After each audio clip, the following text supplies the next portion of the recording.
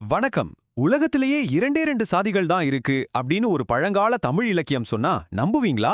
ஆமாங்க, நம்பித்தான் ஆகணும். ஏன்னா அந்த ஆச்சரியமான ரொம்பவே புரட்சிகரமான ஒரு கருத்தை பத்தி தான் நாம இப்போ ஆழமா பார்க்க போறோம். சாதி இரண்டொழிய வேற இல்லை. எவ்வளவு அழுத்தமான ஒரு வரி பாருங்க. இந்த உலகத்துல ரெண்டே சாதிகள் தான் இருக்குன்னு சொன்னா உங்க மனசுல என்ன தோணுது? அப்போ அந்த ரெண்டு சாதிகள் எதுவா இருக்கும்? வாங்க, இந்த கேள்விக்கு பல நூற்றாண்டுகளுக்கு முன்னாடியே நம்ம தமிழ்ல ஒரு பதில் இருக்கு. அதை பார்க்கலாம். இப்படி ஒரு புரட்சிகரமான விஷயத்த சொன்னது யாருன்னு தெரியுமா? வேற யாரும் இல்ல, நம்ம எல்லாருக்கும் தெரிஞ்ச ஔவையார் தான். அவங்க எழுதின நல்வழிங்கிற நூல்ல தான் இந்த ஆழமான கருத்து இருக்கு. நினைச்சு பாருங்க, பல 100 வருஷத்துக்கு முன்னாடியே இப்படி ஒரு சிந்தனை. உண்மையிலே ஆச்சரியமா இருக்குல்ல? இதோ இதுதான் அந்த முழுமையான 4 வரி பாடல். சாதி இரண்டொழிய வேறில்லை சாற்றுங்கால், நீதி வழுவா நெறிமுறையின் மேதினியில், இட்டார் பெரியோர் இடாதார் இழிகுலத்தோர் பட்டாங்கில் உள்ளபடி. கேட்கறதுக்கு ரொம்ப எளிமையா இருக்குல்ல, ஆனா இதுக்குள்ள எவ்வளவு பெரிய அர்த்தம் ஒளிஞ்சிருக்குன்னு இப்ப நம்ம ஒன்னொன்னா பார்க்கலாம். சரி, வாங்க விஷயத்துக்கு வருவோம். இந்த முதல் வரி சாதி இரண்டொழிய வேறில்லை, இதோட உண்மையான அர்த்தம் என்ன? அதைத்தான் இப்போ நாம அலசி ஆராய போறோம். பொதுவா சாதி அப்படின்னு சொன்னாலே நம்ம எல்லாருக்கும் என்ன ஞாபகம் வரும்? பிறப்பால வர்ற ஒரு அடையாளம், ஒரு சமூக அமைப்பு இல்லையா? ஆனா ஔவையார் இங்கே அந்த வார்த்தையோட அர்த்தத்தையே மொத்தமா மாத்தி போடுறாங்க. அது எப்படின்னு பார்க்கலாமா? அப்போ ஔவையார் சொல்ற அந்த ரெண்டு சாதிகள்ல வர்றவங்க யாரு? அந்த ரகசியத்தை இந்த கவிதை எப்படி உடைக்குதுன்னு பார்க்கலாம் வாங்க. பிறப்ப வச்சு பிரிக்கலைனா பின்ன வேற எதை வச்சு மனுஷங்களை ரெண்டா பிரிக்க முடியும்? இந்த ஒரு கேள்விக்கான பதில் தான் இந்த கவிதையோட மொத்த சாரமே.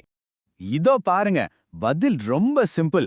ஔவையாரோட பார்வையில நீங்க யாருங்கிறத முடிவு பண்றது உங்க பிறப்பில்ல, உங்க செயல். இன்னும் சொல்ல போனா, குடுக்கற குணம் யார் மத்தவங்களுக்கு குடுக்கறாங்களோ அவங்க தான் பெரியவங்க, யாரு குடுக்கலையோ அவங்க தான் சின்னவங்க. நினைச்சு பாருங்க, பிறப்பே ஆதாரமா கொண்ட ஒரு சமூகத்துல இப்படி ஒரு கருத்து சொல்றது எவ்வளவு பெரிய புரட்சி. இப்போ அந்த வார்த்தைகளை இன்னும் கொஞ்சம் தெளிவா புரிஞ்சுக்கலாம்.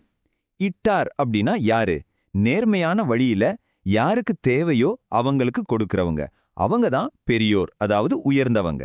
சரி, அப்போ இடாதார் யாரு? ரொம்ப சிம்பிள், கொடுக்காதவங்க. அவங்க தான் இழிகுலத்தோர், அதாவது தாழ்ந்தவர்கள். சரி, இதுல இருந்து நமக்கு கிடைக்கிற மெசேஜ் என்ன? ஔவையாரோட அந்த லாஜிக் பாருங்க, எவ்வளவு சிம்பிளா ஆனா எவ்வளவு பவர்ஃபுல்லா இருக்குன்னு.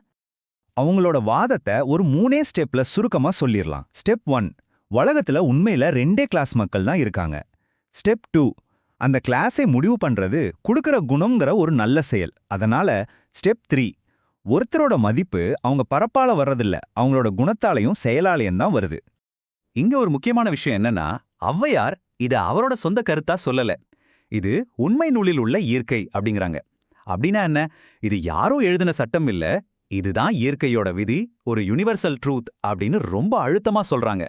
சரி, இவ்வளவு பழமையான இந்த ஞானம் இன்னைக்கு நமக்கு எப்படி பயன்படுதுன்னு கொஞ்சம் யோசிச்சு பார்க்கலாமா? மொத்த கவிதையோட சாராம்சத்தையும் ஒரே வரியில சொல்லணும்னா இதுதான்: கொடுத்தவர் உயர்குலத்தினர், கொடாதவர் இழுக்குலத்தினர். எவ்ளோ எளிமையான ஆனா ஆழமான வரி பாருங்க. பிறப்ப வச்சு மக்களை எடை போடுற இந்த உலகத்துல ஒருத்தரோட செயலை மட்டும் வச்சு மதிப்பிடுற இந்த பார்வை இன்னைக்கும் எவ்வளவு முக்கியம் இல்லையா? கடைசியா உங்ககிட்ட ஒரு கேள்வி. பல 100 வருஷத்துக்கு முன்னாடி ஔவையார் சொன்ன இந்த கருத்து இன்னைக்கு நம்ம சமூகத்துல பார்க்குற பாகுபாடுகளுக்கு, ஏற்றத்தாழ்வுகளுக்கு என்ன மாதிரியான ஒரு பதிலா இருக்கும்னு நீங்க நினைக்கிறீங்க?